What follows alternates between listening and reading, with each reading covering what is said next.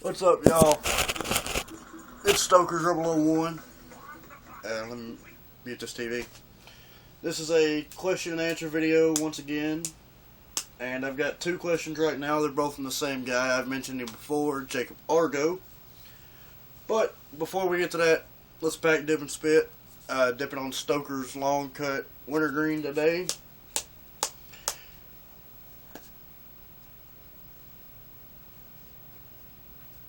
And, if questions keep rolling in, I'll keep answering.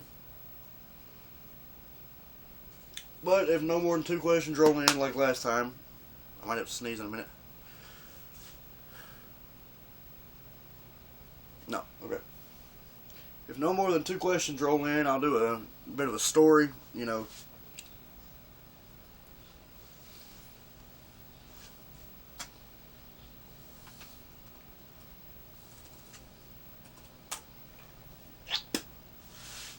But first question of the night was, let me explain something first. Me and my buddy Argo, we're both fans of, outlaw country. And even the new wave of outlaw country, Whitey Morgan in the 78s, Hank 3.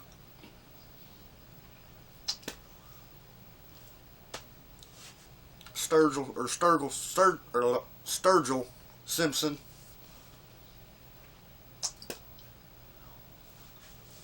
And Jacob's first question of the night was, I have 3 notifications.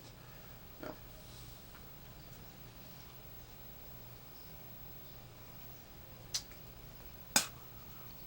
Why does Nashville,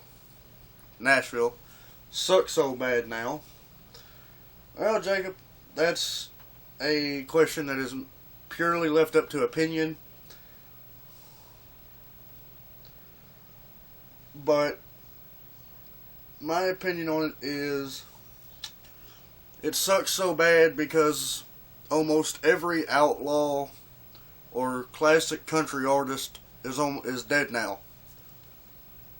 I think there's maybe 3 outlaws left of the outlaw country movement. And those 3 are the legendary Willie Nelson, the less than politically correct David Allan Coe, and old Merle Haggard.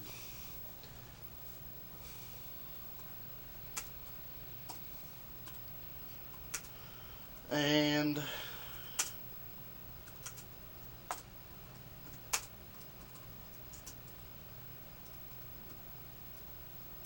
simply put, you can't, all these pop country artists, because that's what they are, they're pop country. All these pop country artists want to give thanks to classic country, want to give thanks to the 80s and 90s country, outlaw country. They want to look at themselves like outlaws.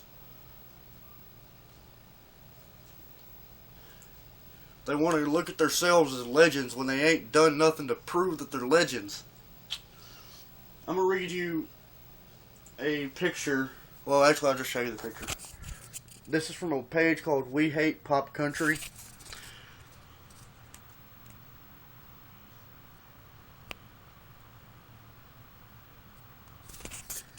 And it's basically saying, you look at guys like Florida Georgia Line, they name dropped Cash, they name dropped Hank. I don't remember which Hank they were talking about.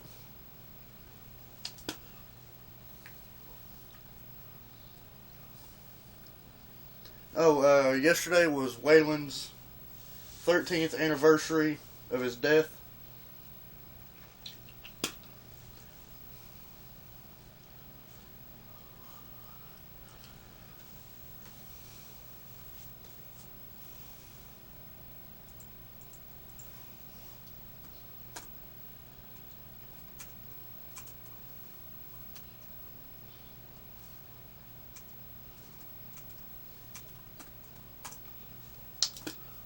And I just spit on my bed. Whatever. Hang on.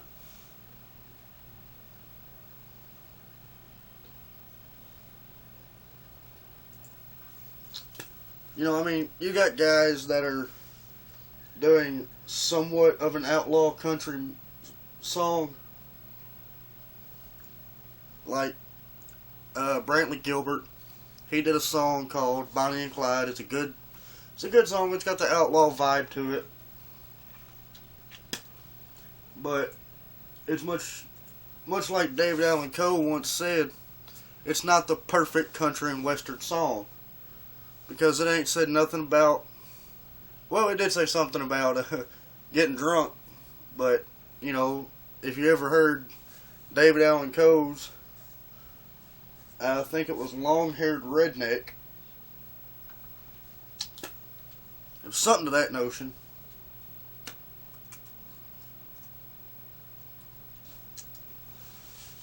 And, ow.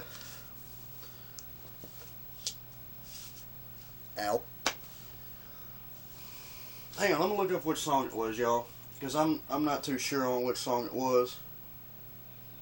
I'm gonna bing.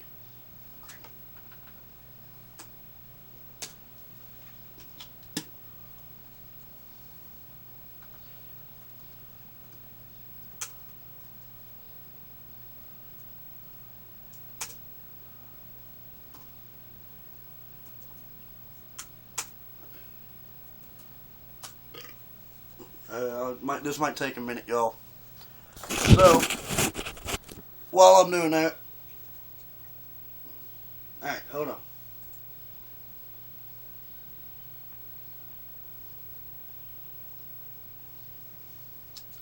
No, it wasn't Long-Haired Redneck.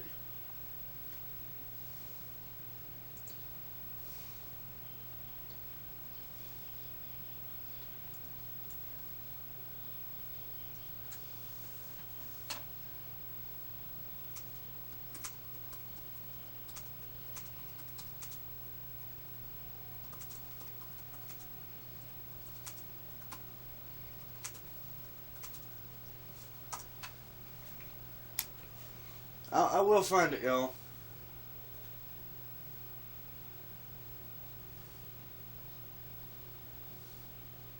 Okay, I'm sorry. It was You Never Even Called Me By My Name, where David uttered this very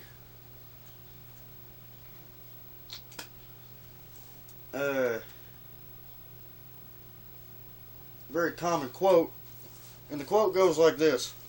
A friend of mine named Steve Goodman wrote that song talking about You Never Even Called Me By My Name.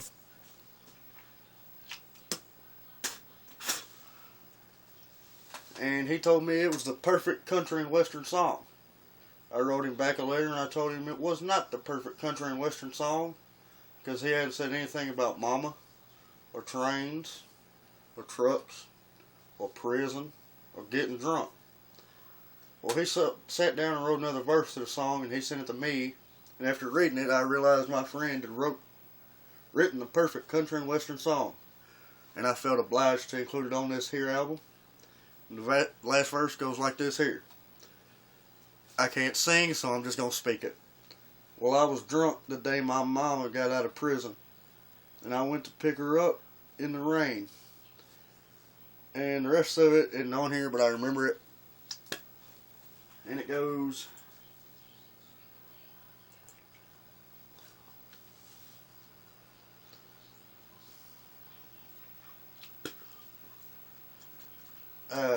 well, hang on. I have to remember how it goes.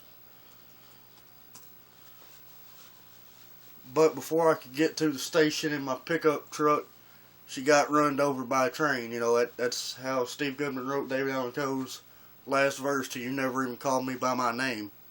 And back to the Brantley Gilbert song Bonnie and Clyde. Yes, it talks about getting drunk. And it talks about the risk of going to prison, but David Allan Coe's been to prison. Willie Nelson has been to prison. Merle Haggard has been to prison. Johnny Cash, he did a little bit of time in jail.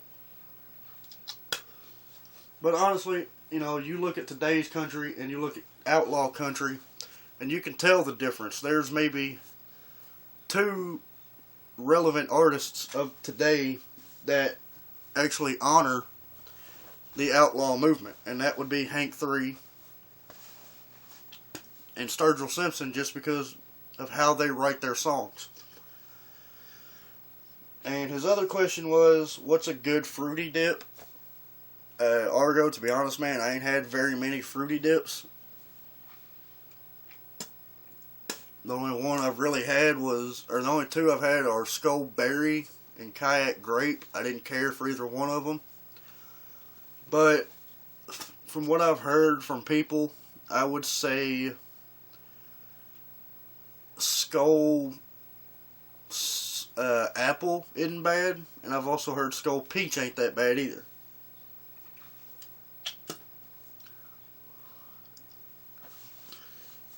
But yeah, that's 2 questions for the night.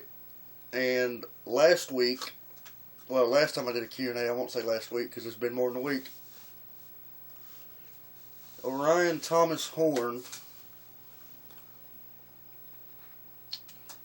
asked how I started dipping. He did it after I did the video. And, it's not glamorous. I worked on a farm, and I was just being stressed out, and it was my day off, so I went to an 8th grade dance that we were having. And a buddy of mine could tell I was stressed out, and he handed me a can of Grizzly, long cut wintergreen. I've still got the can. And he said, here, put a pinch of this in. I said, alright, I've never done this. He goes, well, just put it in, it'll help ease your stress. And it did. That's why I continue to do it today.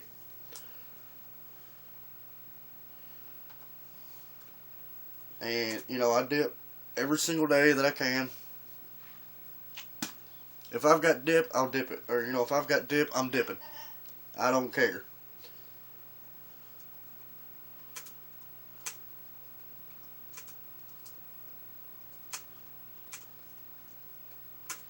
A friend of mine's actually messaging me right now about what to do.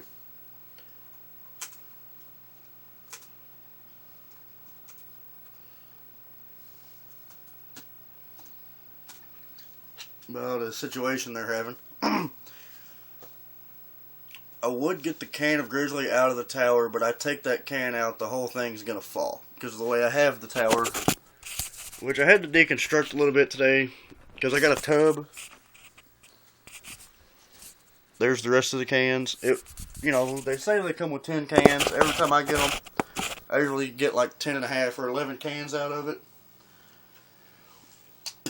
Got me a new camera. It's a little Vivitar DVR 620 HD. I might start using that to record. I don't know. It's, it looks like that. It looks almost like a cell phone, kind of, but it's not. It takes a much bigger SD card.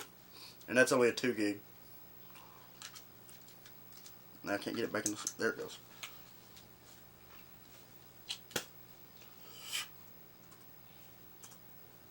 But...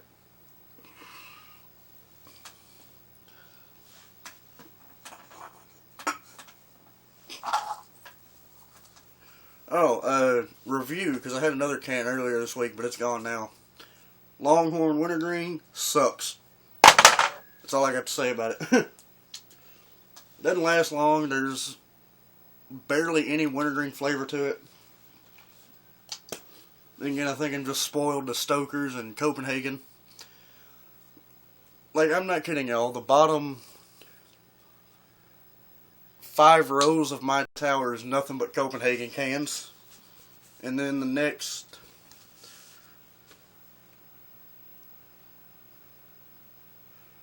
like 5 rows in one can, or no, yeah, 5 rows in one can is nothing but Grizzly. The majority of the tower is made up of Stokers, as in the top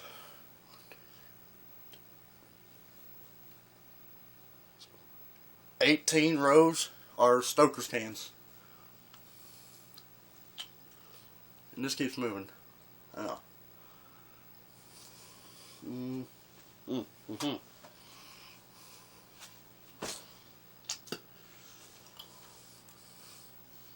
Haven't really got any dip mail lately, which surprises me. I did find my Skull can cooler. I just don't know where the actual cooler part is to it. In fact, I'm going to go ahead and put my can in there so I don't lose it.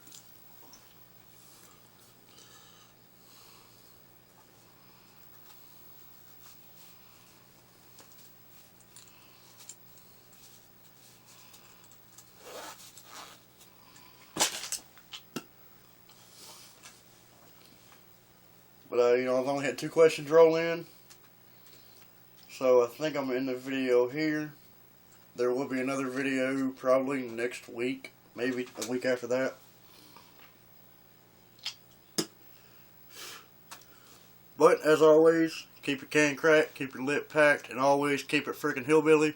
Stoker's Rebel 01 out.